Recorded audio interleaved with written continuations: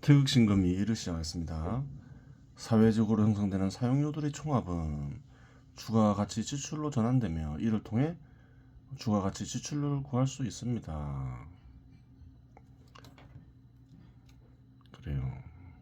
생산에 직접 참여하는 이들이 있고 참여는 하지만 간접적으로 참여하는 이들이 있죠. 그래요. 그러한 이들 중에는 사용료를 받는 이들이 있는 거예요. 주가가치 지출률을 국가 전체 자본에 적용하여 주가 지출의 수치를 구했을 때 국가 전체 자본이 창출하는 유효의 수치를 주가가치 지출의 수치가 넘어서게 되면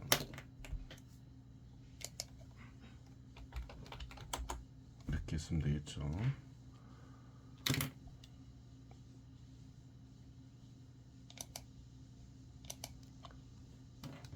국가 내에 존재하는 산물의 터전인 자본은 파괴될 수밖에 없습니다.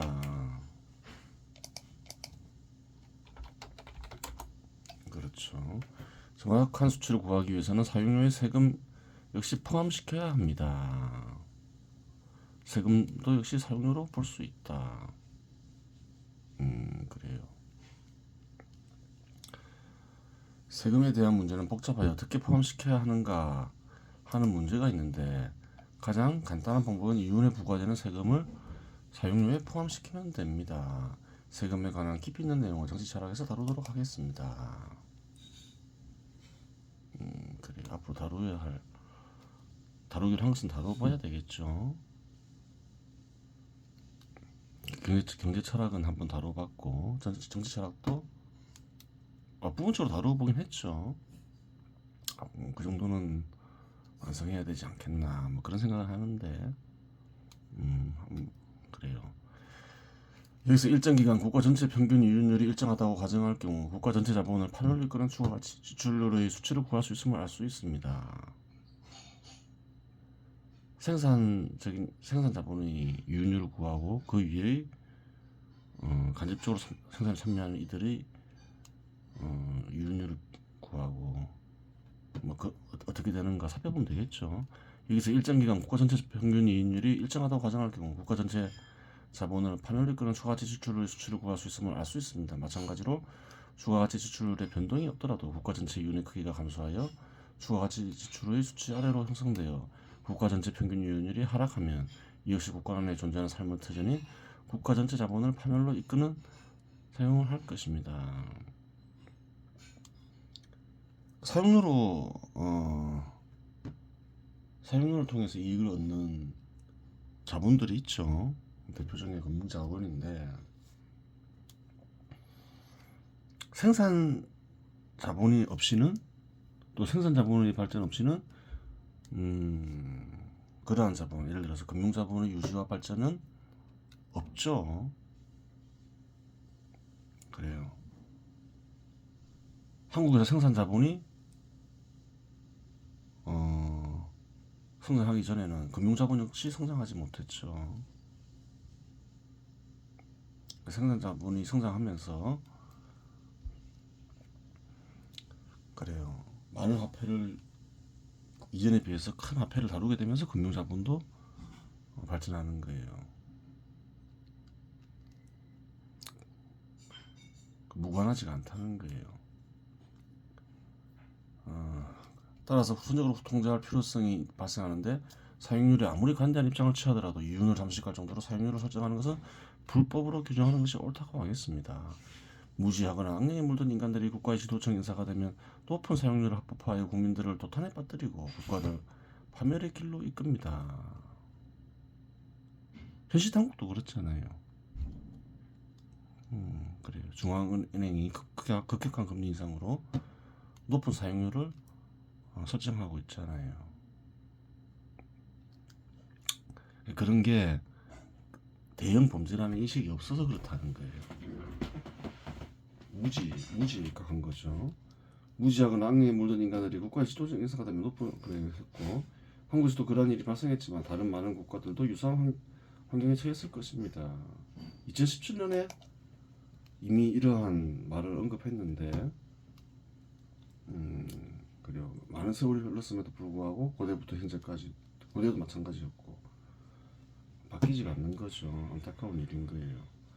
대표적인 것이 대출금리와 관련된 것인데 한국의 경우 대출금리 역시 분화되어 금융기관의 속성에 따라 저금리 대출, 중금리 대출, 고금리 대출로 분화되어 있습니다. 이러한 경우 고금리 대출의 수요자 공급자는 누구이며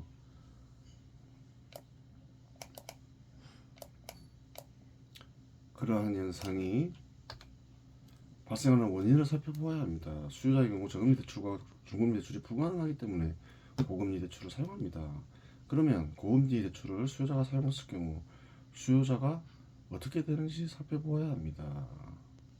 고금리를 결국 대출받은 이는 어떻게 될까 이런 생각을 해볼 수 있잖아요. 예를 들어서 자영업자 10명이 고금리 대출을 사용했다고 가정하겠습니다. 만약 10명 중 6명이 힘든 시기를 넘기고 정상적인 소득을 획득할 수 있다면 고금리 대출을 허용할 수도 있습니다. 고금리 대출을 허용했더니 그래도 많은 이들이 잘 되더라. 그럼 허용할 수도 있겠죠. 하지만 10명 중 대부분이 7명 이상이 파멸적 국면을 맞이하여 사업을 접어야 하면 어떻게 될까? 어떤 이들은 빅터리가 될 것이며 어떤 이들은 보유한 재산을 처분하여 이를 해결하려 할 것입니다.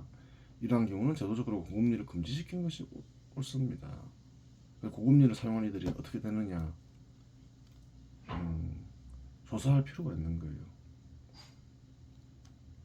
조사해서 몇 프로 이상 금리를 사용한 이들은 결국 파멸적 상황을 맞이하더라. 다수는. 그러면 그러한 금리는 금지시키는 게 맞죠. 파멸하기 전에 스톱을 시키는 거죠. 좀 큰 손실을 어렵다 하더라도 그래요. 물론 대출 수요자는 이런 정책을 펼친다고 하면 굳고 반대할 것입니다. 대부분의 인간들은 객관적으로 파멸이 확실하더라도 자신은 행운의 주인공이 된다고 생각하기 때문입니다. 그래요. 하지만 이러한 상황에서도 고금리가 이미 제도화된 국가에서는 공급자가 존재하며 그 일에 종사하는 인간들이 많습니다. 따라서 이에 대한 해결책 역시 마련해야 합니다. 어떻게 해결할 수 있을까 생각해봐야 되는 거죠. 전문적인 영역인 거예요. 고금리 대출을 하는 공급자는 고금리 대출을 할 수밖에 없는 원인이 존재합니다. 앞에서 살펴보았듯이 금융기관은 돈을 빌려 이자를 지불하고 다시 돈을 빌려주어 더 큰 이자를 받아서 비용을 공제하고 유연을 획득합니다. 그런데 빌릴 때의 이자가 높다면 어떻게 될까? 그래요. 대출해주는 금융기관, 은행은 자기 돈으로 할 수도 있지만 빌린 돈으로 할 수 있잖아요. 예금자의 돈으로 대출하는 경우가 보통 일반적이잖아요. 또 다른 금융기관으로부터 조달할 수도 있겠죠. 이자를 지급해야 되잖아요. 근데 그 조달 금리가 높다면 어떻게 될까 이렇게 얘기하고 있는 거죠. 당연히 빌려줄 때 이자 역시 높아질 수밖에 없습니다. 따라서 조달 금리를 제거해 버리거나 조달 금리를 급격히 낮추면 됩니다. 만약 조달 금리를 제거해 버려서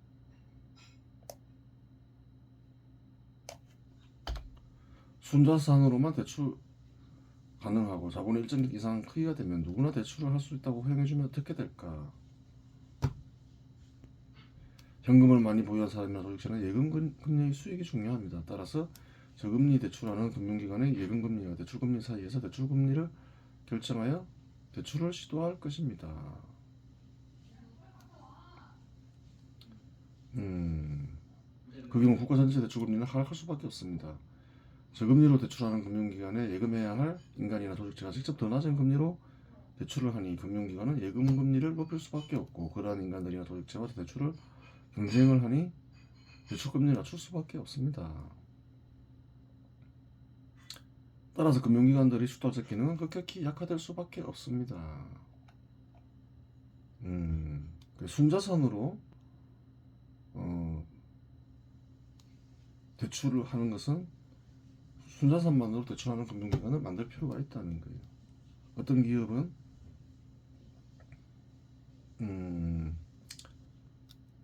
굉장히 큰 규모의 어때요? 화폐를 가지고 있을 수 있죠. 마땅한 투자처가 없어서 아니면 단기간에 큰 수익을 내서 그래요. 그러한 기업 주로 이제 산업 기업이 되는데 산업 자본이 되는데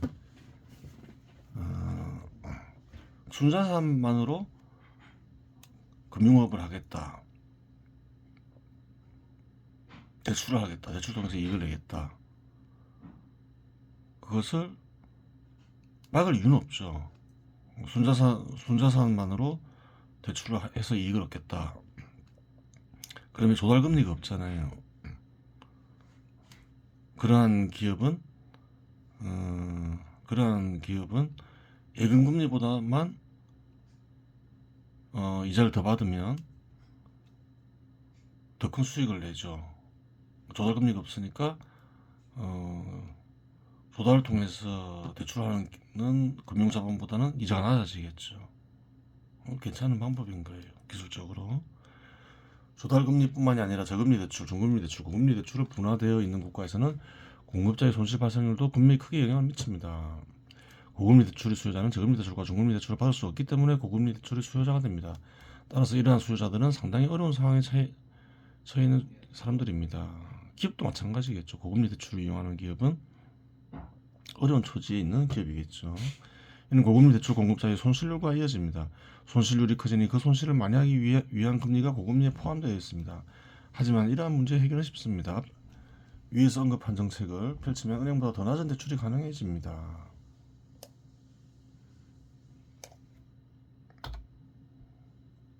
그 이유는 은행은 조달금리와 예대마진이 존재해야 하지만 순자산으로만 대출을 시도하는 인간이나 조직체계는 그러한 것들이 필요 없기 때문입니다. 따라서 제도적으로 그러한 대출이 가능하고 용이하게 하는 장치만 고안하여만 해준다면 이 정책의 실현은 불가능한 것이 아닙니다.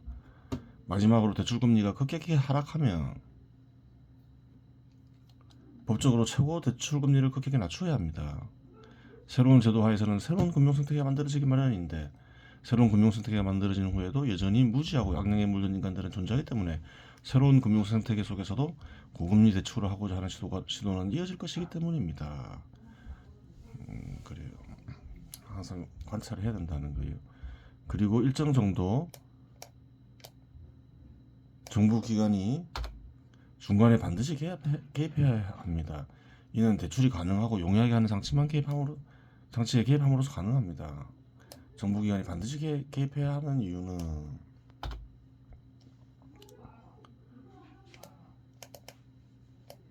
순자산으로만 대출하더라도 탐욕을 부리고 모험을 즐기는 인간들은 언제나 존재하기 마련이며 판멸이 예정되어 있어도 행운을 기대하며 고금리에 대출하고자 하는 인간들 역시 언제나 존재하기 때문입니다. 그렇죠.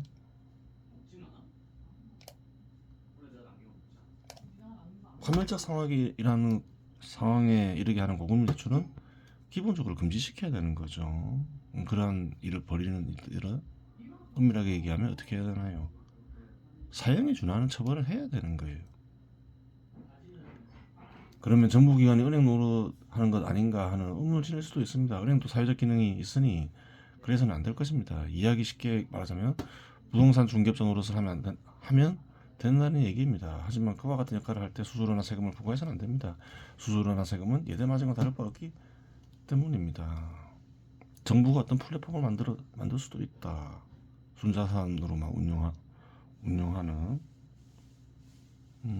그런 거죠. 여러 가지 기술적으로 한번 검토해 볼 수는 있어요. 가능한 수단을 절대적으로 옳은 수단이나 이런 건 아니죠. 그래요. 최근에 작업수단으로 인식되는 것 중 비트코인이라는 가상화폐가 있습니다. 화폐를 다루고 있으니까 가상화폐도 다 다뤄보는 거죠. 비트코인은 중앙은행이 발행하는 화폐가 아니라 디지털상 수학 문제를 풀면 발행되는 화폐인데 민간에서 발행되는 화폐이다. 보통 법정 화폐는 정부에서 발행하죠. 근데 그렇지 않은 화폐가 등장했죠. 국가 입장에서는 통용되지 않게 하겠죠. 정부 정책에 크게 어긋나니까 수학 문제를 푸는 일을 캔다로 표현합니다. 이처럼 캐는 일은 2009년부터 시작되었습니다. 비트코인은 최근에 유행하는 것인데 많은 사람들이 가상화폐에 대해서 궁금해하는 것 같으니 잠시 살펴보도록 하겠습니다. 2017년에 이미 가상화폐를 다루고 있죠. 그때 막 유행하던 시점이죠. 2017년이면 제한적이긴 하지만 상품도가 교환되기도 하니 일정 부분 화폐 기능을 수행하고 있다고 볼 수 있습니다.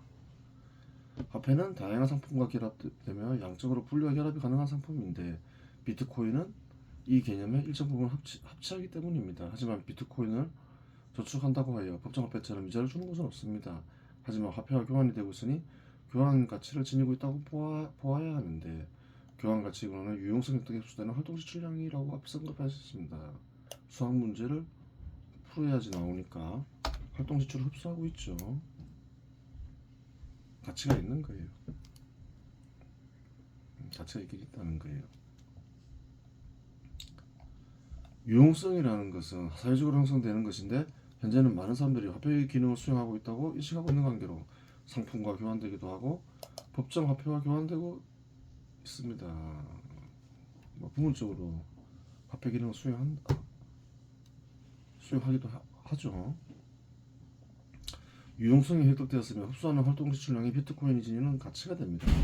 작업 도구를 동원한다면 작업 도구에 포함된 활동 지출량의 소모품도 비트코인의 가치의 일부를 구성합니다.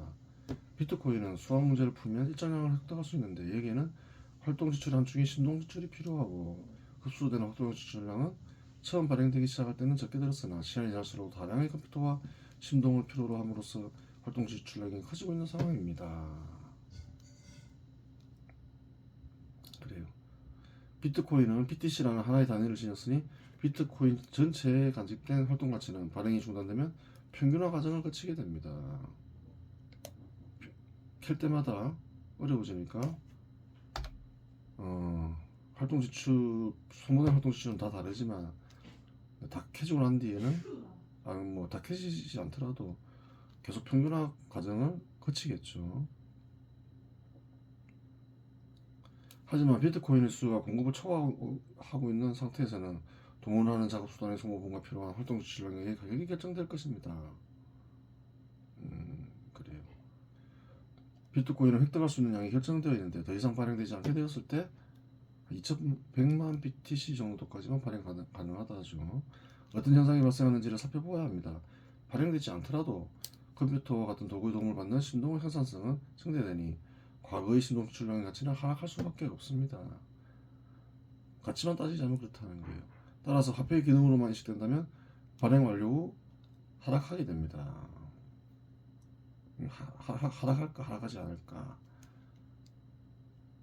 기술이 발전에 따라서 살펴봐야 되겠죠.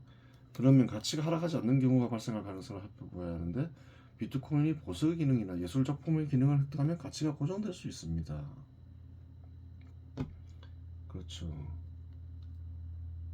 과거의 그림 예술 작품을 보면 그래요. 작업 수단도 차이가 많이 나고 현 시대 예술 작품에 비해서 떨어질 수가 있죠. 그래도 고가죠. 왜? 예술 작품의 예술 작품 특징이죠. 보석처럼 매겨지는 거죠. 마찬가지라는 거예요. 비트코인이 발행이 중단되고 기술이 발전하더라도 보석이나 예술 작품으로 인정받으면 어떻게 되나요? 가치가 하락하지 않는다는 거예요. 가상화폐라는 개념과 활동지출 흡수 방식은 신동이 만들어낸 결과이니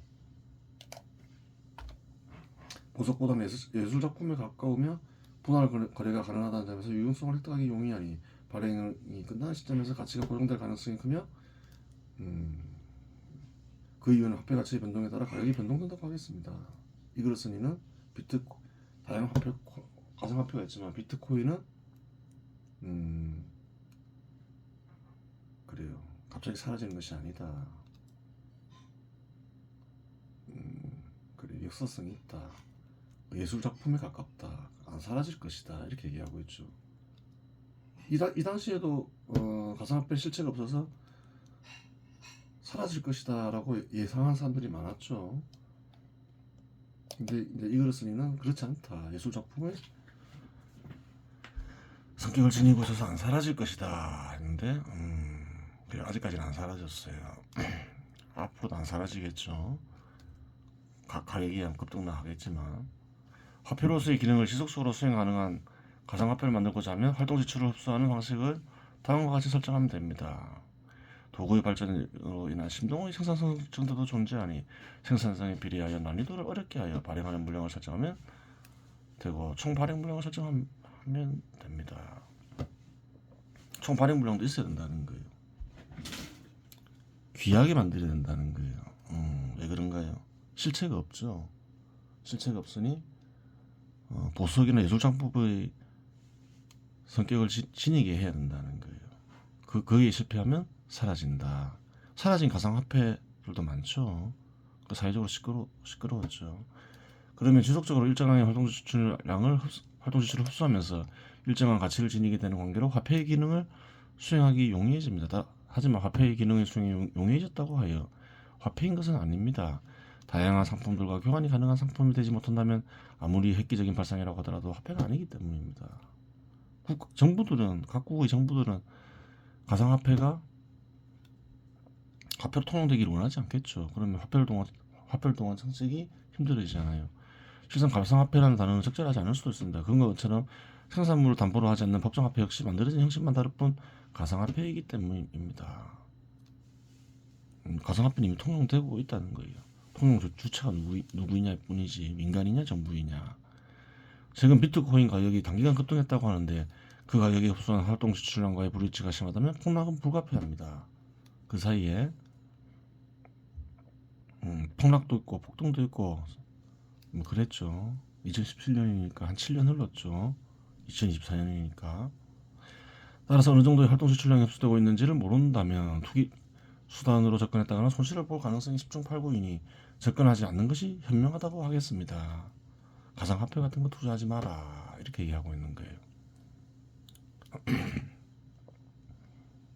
각주가 있죠.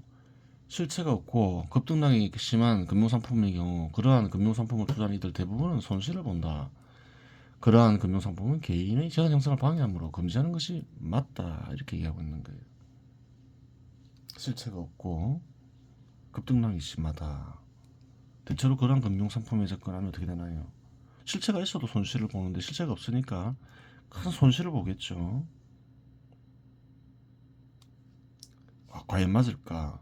물론 큰 돈을 번 이도 있겠죠. 극히 소수라는 거예요. 안 봐도 비디오라는 거예요. 100% 7년간 이제 투자한 이들을 조사해 보면 대부분은 큰 손실을 봤을 것이다. 그렇게 얘기하고 있는 거죠. 확인 안 해봤죠. 그래요. 남은 시간은 태열금화종지를 보겠습니다. 여기서부터 하면 되죠. 문소식 시 기부.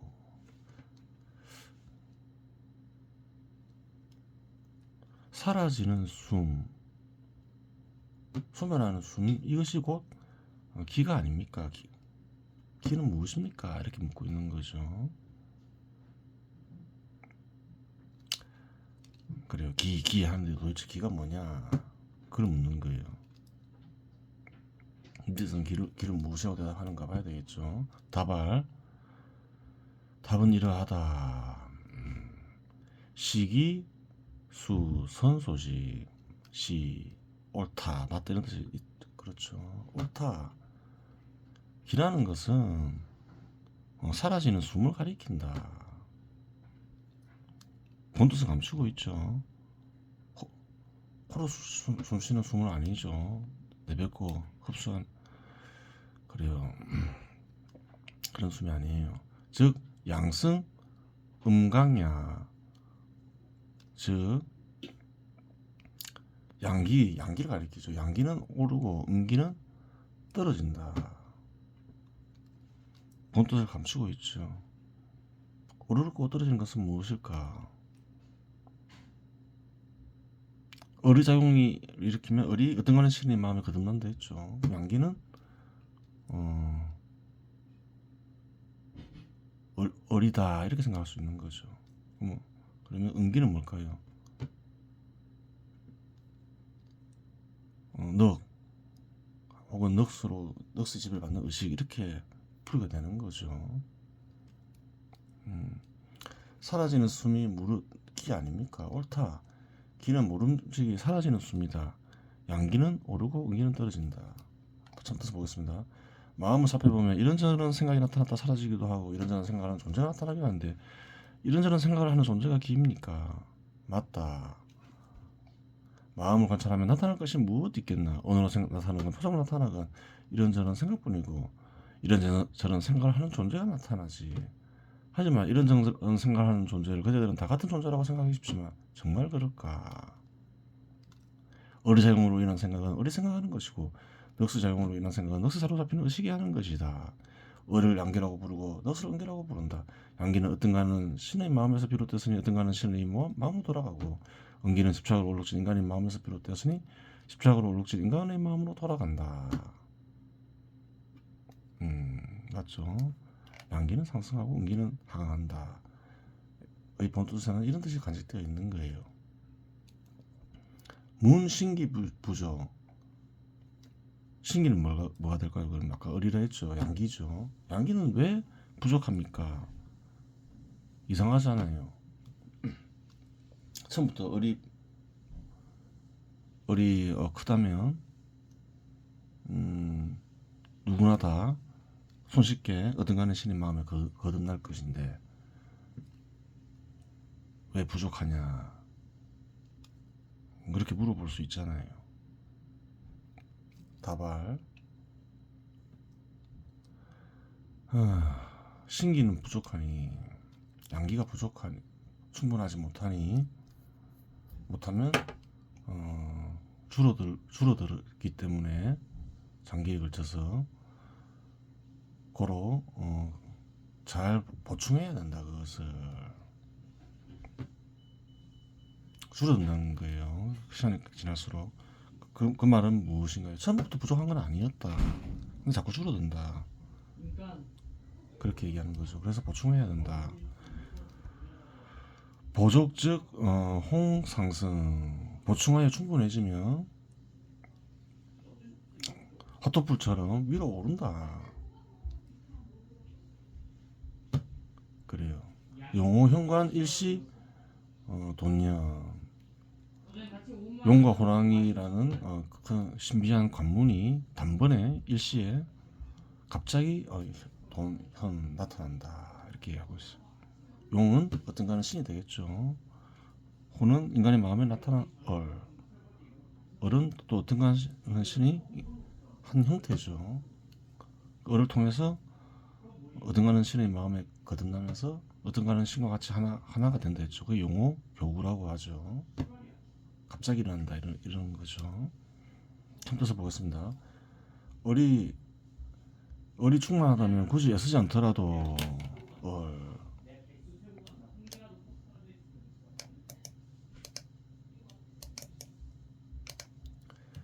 굳이 애쓰지 않더라도 어떤가는 신의 마음에 거듭나 어떤가는 신과 같이 될 것인데 어찌 얼이 부족하여 이런저런 수련을 해야 하는 것입니까?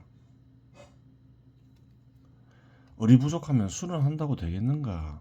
그대는 만족할 만한 성과를 내지 못하여 스스로 얼이 부족하다고 생각하며 좌절할지도 모르지. 그래도 스스로 이와 같은 걸 찾아 읽고 있으니 그대는 어떤가는 신과 얼을 사랑하는 사람이여 타인에 비해 얼이 큰 사람이겠지. 그래요. 이거를 스스로 찾고 읽으려면 어떤가는 신과 얼을 사랑하는 이겠죠. 또 이해가 된다면 얼이 작은 이는 아닌 거예요. 그래요. 스스로 그러한 의지 없이 어떤가는 신과 얼을 사랑하지 않는 이가 이러한 글을 읽고 있지는 않겠죠. 얼이란 것은 사용하면 커지고 멀리하면 줄어드는 법이다. 꾸준히 얼의 작용을 일으키다 보면 얼은 커질 것이고 얼을 통해 어떤가는 신과 하나가 되어 단숨에 어떤가는 신과 같이 되는 일을 겪게 될 것이다. 그래요. 이번 시간에서 마치겠습니다.